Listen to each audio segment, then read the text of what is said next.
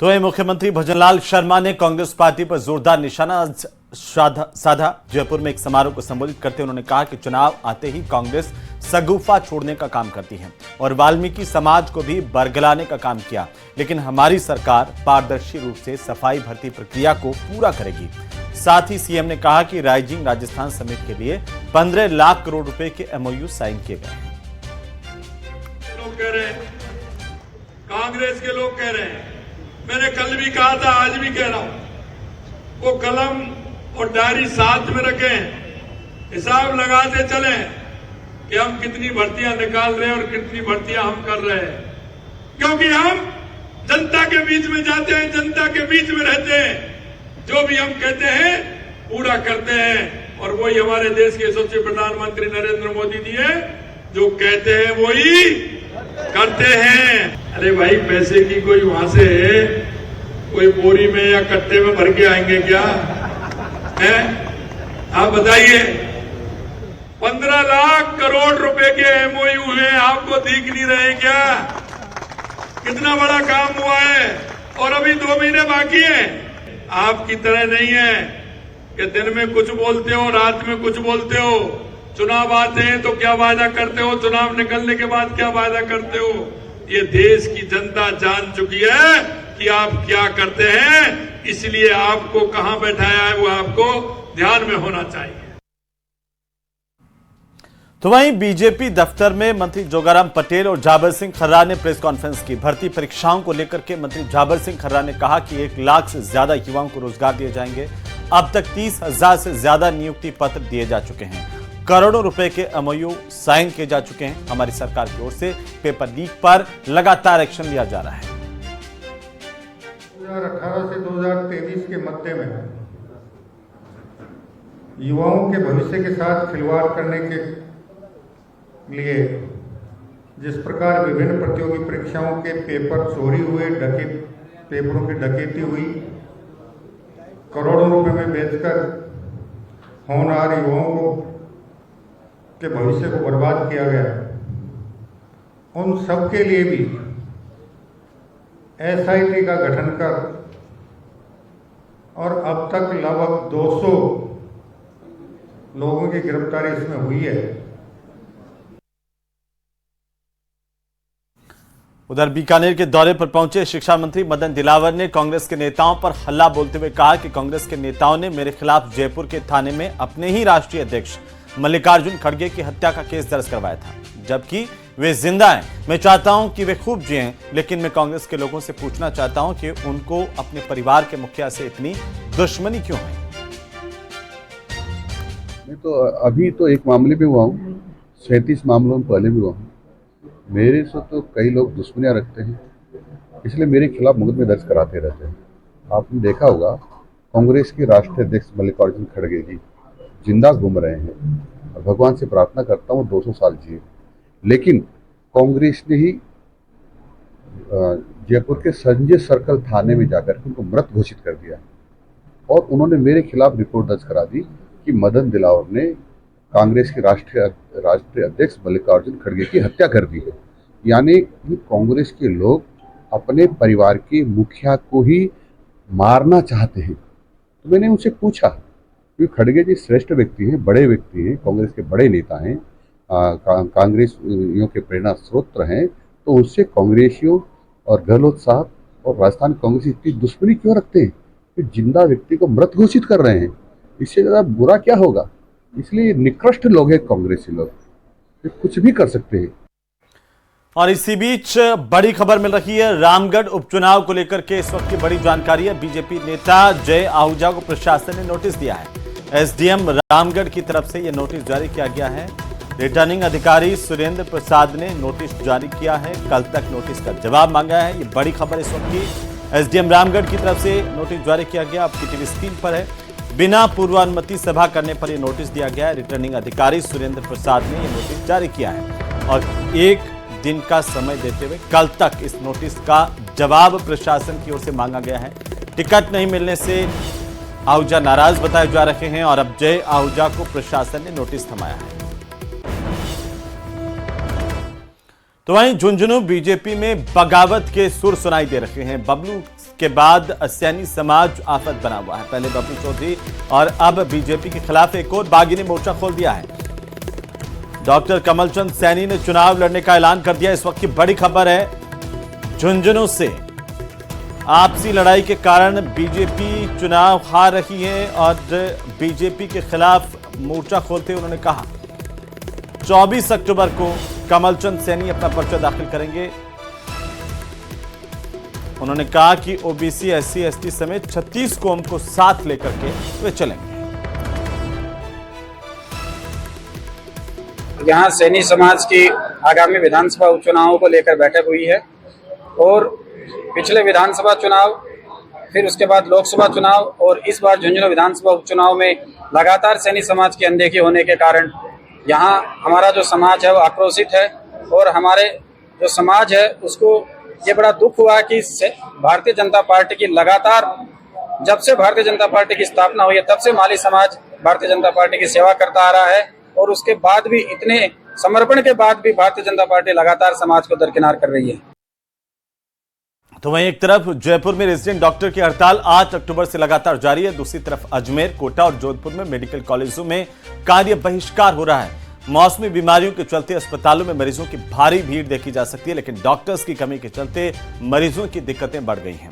अब तक resident doctors emergency सेवाओं को देख रहे थे, लेकिन शनिवार रात से इमरजेंसी सेवाओं से भी डॉक्टरों ने किनारा कर लिया है।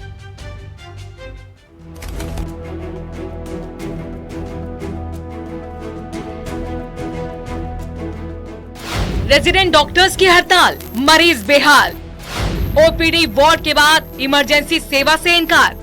मेडिकल कॉलेजों में बिगड़े हालात। अस्पतालों में मरीजों की लंबी लंबी लाइनें और उम्मीद भरी नजर से अपनी बारी का इंतजार करते मरीज बेहाल हैं। घंटों बीतने के बाद भी नंबर आने की उम्मीद बेहद कम है, क्योंकि रेजिडेंट डॉक्टर्स हड़ताल पर हैं और सीनियर डॉक्टर्स मरीजों को देखने के काम में लगे हैं। राजधानी जयपुर के सरकारी अस्पतालों में भर्ती मरीजों के सामने फिर मुसीबत खड़ी हो गई है। प्रदेश के सबसे बड़े एसएमएस मेडिकल कॉलेज में रेजिडेंट डॉक्टर्स हड़ताल पर हैं और इस हड़ताल के चलते मरीजों की दिक्कतें जो है वो काफी बढ़ी हुई है। हालांकि सीनियर डॉक्टर्स ने मोर्चा संभाल रखा है, लेकिन मेडिसिन ओपीडी में किस प्रकार के हालात हैं ये आपको तस्वीरों के जरिए दिखाते हैं। भारी भीड़ जो है वो इस वक्त देखने को मिल रही है। मैं शिरसी पांचावाला से आई हूँ, 2-3 चक्कर लगा लिए। 4 डॉक्टर होते हैं, उसमें से एक ही होता है, कई बार एक भी नहीं होता।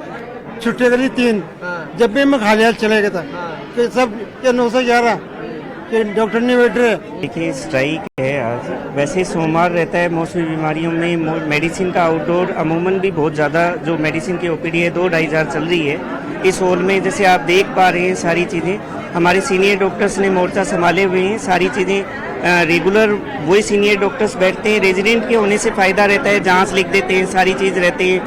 मैं ये बात इस बात के लिए स्ट्राइक करना किसी भी मांग के लिए जस्टिफाइड बिल्कुल नहीं है, और जबकि सरकार बहुत ज़्यादा संवेदनशील है।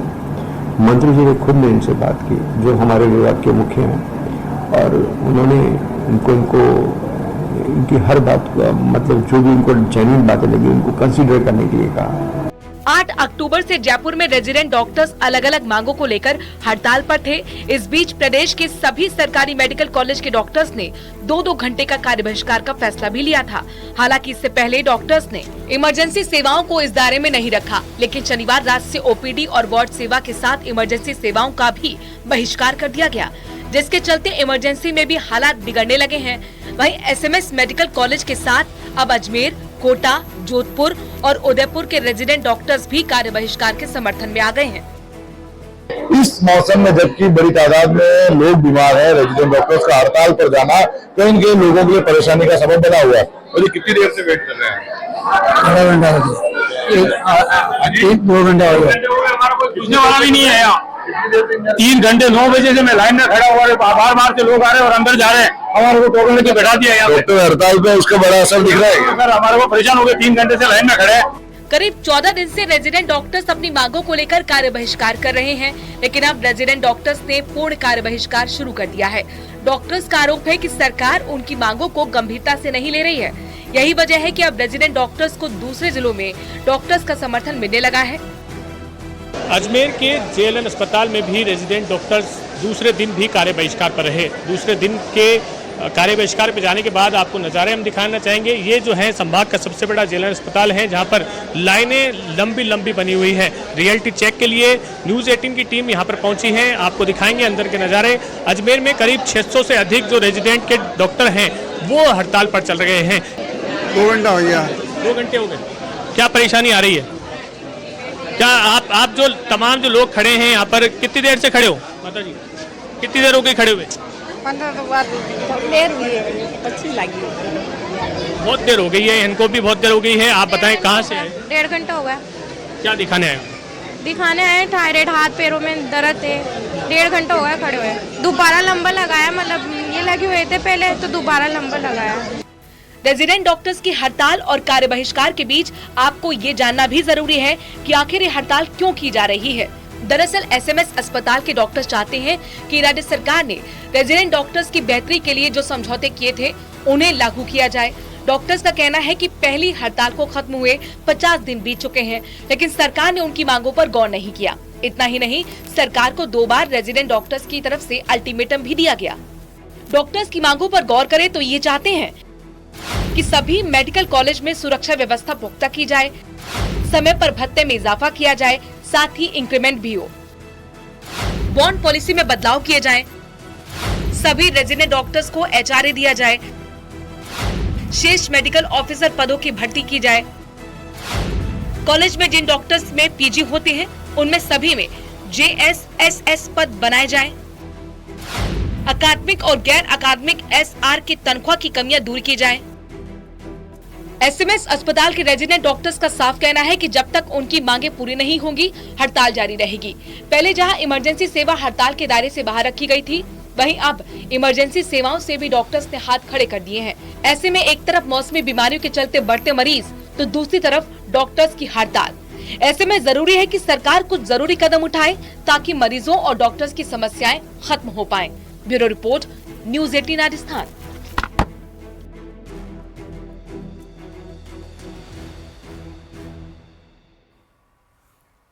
और इसी बीच राजधानी जयपुर से बड़ी खबर मिल रही है, जहां रेजिडेंट डॉक्टर्स हड़ताल मामले को लेकर के बड़ी अपडेट सामने आ रही है। राजमेर के 18 मेडिकल कॉलेज के रेजिडेंट्स की तरफ से ऐलान किया गया कि आज रात 8 बजे से आईपीडी और ओपीडी सेवाओं का भी बहिष्कार करेंगे। अगले 24 घंटे में मांगे माने जाने का अल्टीमेटम दिया गया है। कल रात 8 बजे से इमरजेंसी सेवाओं के बहिष्कार करने का ऐलान रेजिडेंट डॉक्टर्स की तरफ से किया गया है।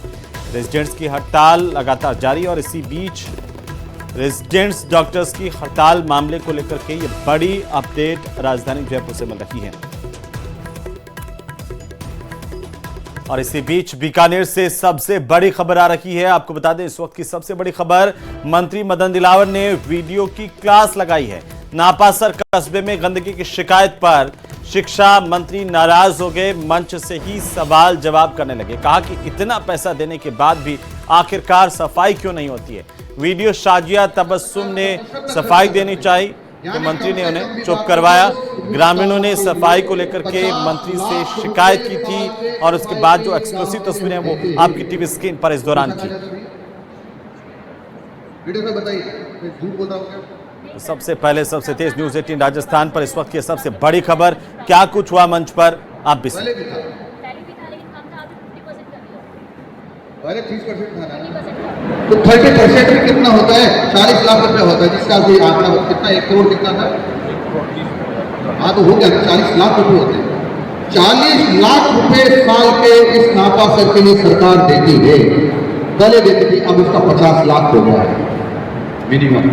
50 लाख रुपए होने के बाद भी जो इन्होंने मुद्रा ट्रस्ट ने और परिवार ने जो आपको गाड़ियां थी वो कबाड़े पड़ी हुई है।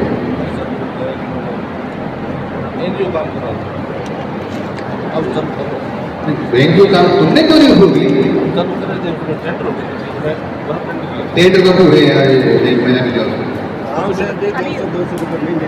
हर घर से 200 50 महीने रुपए लेते हैं, और उसके बाद में भी गंदगी देखो गोचर में सर, बहुत हालत खराब है। कितनी बार भी बहुत कष्ट हुआ इस बात का सुन करके। गौ माता है, इतना पैसा देने के बावजूद भी इन्हें मारा। और इसी बीच राजधानी जयपुर से इस वक्त की बड़ी खबर मिल रही है। सलूम्बर से नरेंद्र मीना ने सीएम भजन लाल शर्मा से मुलाकात की है। बड़ी खबर इस वक्त की, मुख्यमंत्री से मिलते ही नरेंद्र मीणा की नाराजगी अब दूर हो गई है। कहा कि मैं पार्टी के प्रति समर्पित हूं, मेहनत के साथ बीजेपी के प्रत्याशी को सलुम्बर में जिताएंगे, ये कहना है नरेंद्र मीणा का। नरेंद्र मीणा टिकट नहीं मिलने से नाराज चल रहे थे बीजेपी से और इसे लेकर के बगावती सुर अख्तियार किए थे, चुनाव लड़ने का ऐलान किया था। लेकिन भारतीय जनता पार्टी के नेताओं से मुलाकात के बाद उन्होंने कहा कि मैं पार्टी के प्रति समर्पित हूं। आज नरेंद्र मीणा की मुलाकात मुख्यमंत्री भजनलाल शर्मा के साथ हुई। उसके बाद की तस्वीर मुस्कुराते हुए सलुम्बर के नरेंद्र मीणा ने मुख्यमंत्री भजनलाल शर्मा से आज मुलाकात की जयपुर में, और मुलाकात के बाद कहा कि मैं पार्टी के प्रति समर्पित हूं और जीतोड़ मेहनत के साथ भारतीय जनता पार्टी के प्रत्याशी को सलुम्बर में जिताएंगे।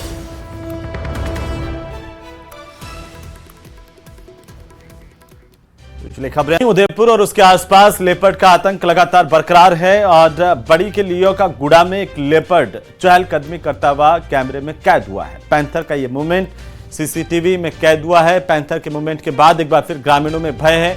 आपको बता दें कि कुछ दिन पहले वन विभाग और पुलिस के शूटर्स ने शहर के मदार गांव में एक लेपर्ड को मौत के घाट उतार दिया था। इसके बाद यह माना जा रहा है कि लेपर्ड का आतंक खत्म हो गया, लेकिन बड़ी गांव में ये लेपर्ड देखा गया है। एक बार फिर से लोगों में भय है। उधर सिरोही में, और चलिए अब बात करेंगे एसआई भर्ती परीक्षा 2021 की। एसआई भर्ती परीक्षा 2021 को रद्द करने की मांग हर दिन तेज होती जा रही है और इसे लेकर के जोरदार विरोध प्रदर्शन भी हो रहे हैं। आज भी राजधानी जयपुर में युवा बेरोजगारों की ओर से प्रदेश भर से इकट्ठा होकर के इसे लेकर जोरदार विरोध प्रदर्शन किया गया है कि इसे रद्द किया जाए। रिपोर्ट देखिए।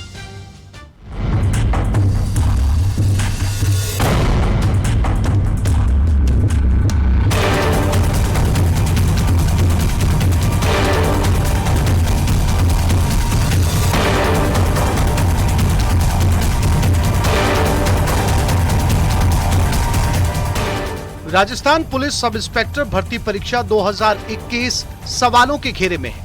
एक तरफ एसआई की ट्रेनिंग कर रहे सफल अभ्यर्थियों के परिजन इस परीक्षा को रद्द नहीं करने की मांग कर रहे हैं, तो वहीं अब युवा बेरोजगारों ने भी इस परीक्षा को रद्द करने की मांग को लेकर मोर्चा खोल दिया है। भर्ती परीक्षा में बड़े स्तर पर धांधलेबाजी हुई है।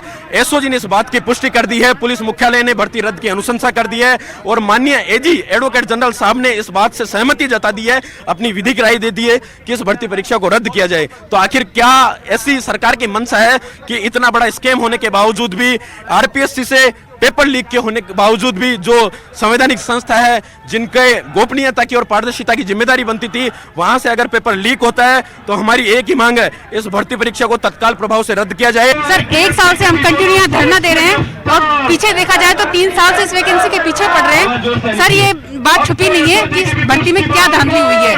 सर सरकार को जगना चाहिए, क्योंकि 6 महीने में तो कुंभकर्ण भी जग गया था। प्रदर्शन कर रहे युवाओं का कहना है कि अब मामले में किसी तरह की लीपापोती नहीं चलेगी और इस भर्ती में धांधली भी सामने आ चुकी है और कई गिरफ्तारियां भी हो चुकी हैं।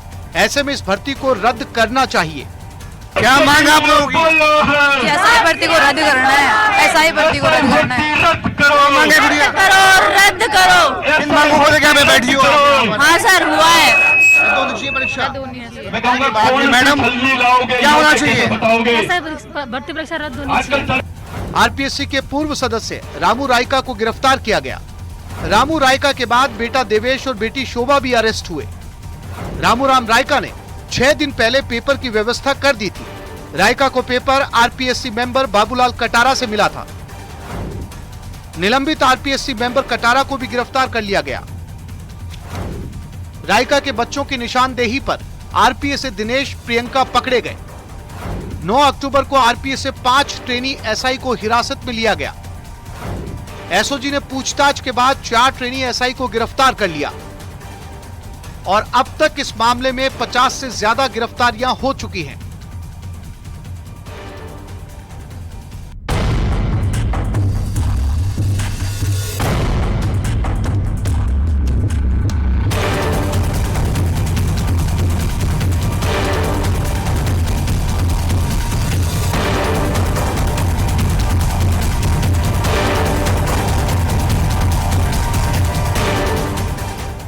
कहना है कि बजरंग सरकार किसी भी तरीके से इस परीक्षा को रद्द करे, उन्हें न्याय दे और आने वाले दिनों में सरकार का फैसला क्या होगा, मुख्यमंत्री का फैसला क्या होगा, ये वक्त ही बताएगा। कैमरा पर्सन अविनाश के साथ विष्णु शर्मा, न्यूज़ 18 राजस्थान, जयपुर। और चलिए अब बात करेंगे भाजपा की, क्योंकि जयपुर बीजेपी प्रदेश कार्यालय में आयोजित मुख्यमंत्री अभिनंदन समारोह के दौरान विधायक गोपाल शर्मा ने अपने संबोधन में बीजेपी नेताओं पर तीखे सवाल खड़े किए।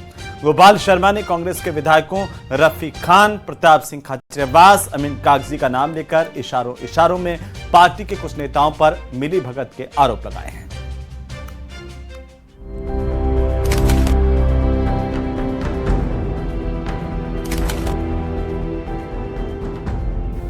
क्या बीजेपी विधायकों में है तालमेल की कमी? क्या कामकाज को लेकर हो रहे हैं मतभेद? विधायक गोपाल शर्मा ने किस पर साधा निशाना? बीजेपी प्रदेश दफ्तर में मुख्यमंत्री के अभिनंदन समारोह को संबोधित करते हुए सिविल लाइन से विधायक गोपाल शर्मा ने इशारों में ही सही बीजेपी के नेताओं को घेर लिया।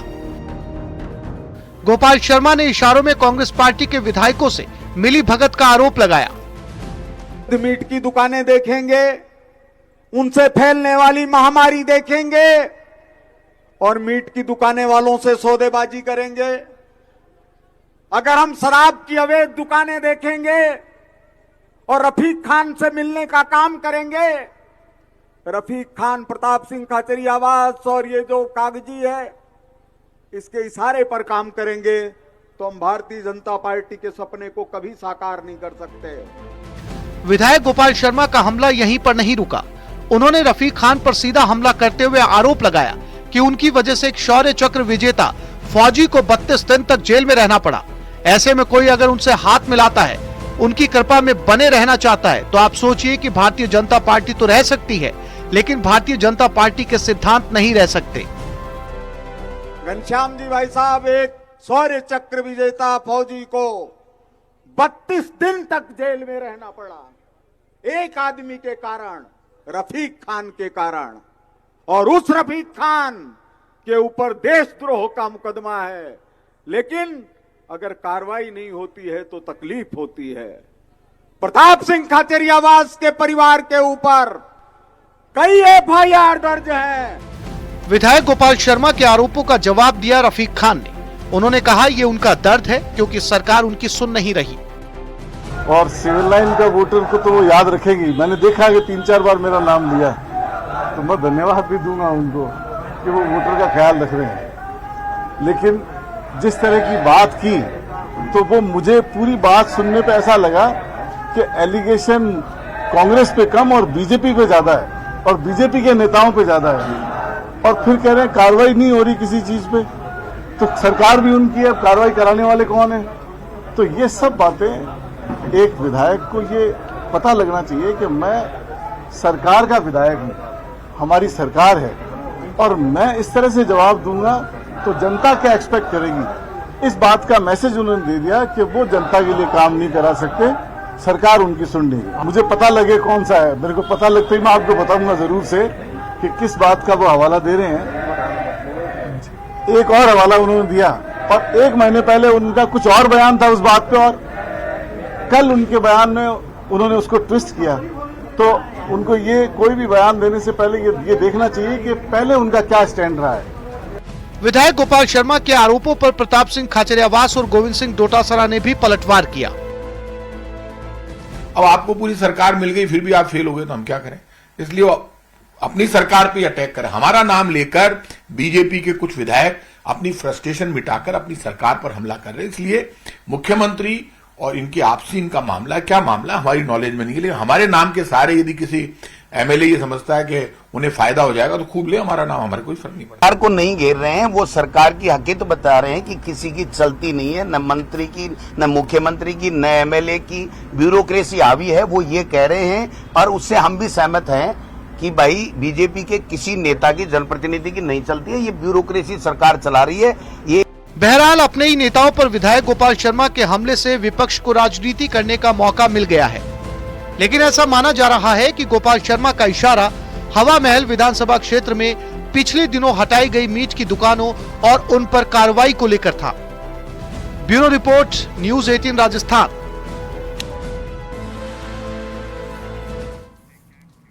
तो वहीं राजस्थान सीईटी 12th लेवल परीक्षा 22, 23 और 24 अक्टूबर को बाड़मेर में 2 शिफ्टों में आयोजित होगी। मंगलवार से सीईटी की परीक्षा शुरू हो रही है और इसे लेकर परीक्षार्थी अपने अपने एग्जाम सेंटर पर पहुंचने के लिए रवाना हो रहे हैं। परीक्षार्थियों की भीड़ ज्यादा हो गई है कि सरकार की बसें भी कम पड़ती नजर आ रही है। रोडवेज बस स्टैंड पर सुबह 4 बजे से ही परीक्षार्थियों की लंबी कतारें लगी हुई हैं। रोडवेज बस प्रशासन ने बाड़मेर से जोधपुर तक बसें लगाई हैं, जबकि ज्यादातर परीक्षार्थियों का सेंटर अजमेर होने की वजह से परीक्षार्थी विरोध प्रदर्शन कर रहे हैं। वहीं प्रशासन ने 10 स्पेशल बसें लगाई, लेकिन एक भी बस यहां पर नजर नहीं आई और इसके चलते यहां पर परीक्षार्थी धरने पर बैठ गए। उनकी मांग है कि सेंटर अजमेर होने के कारण सीधी बसें बाड़मेर से अजमेर तक चलाई जाए।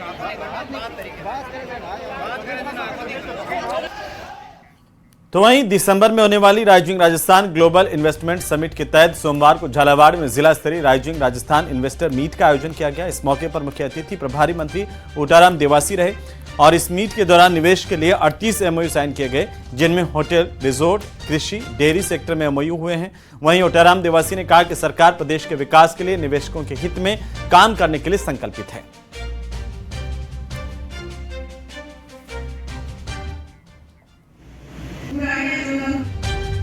तो चलिए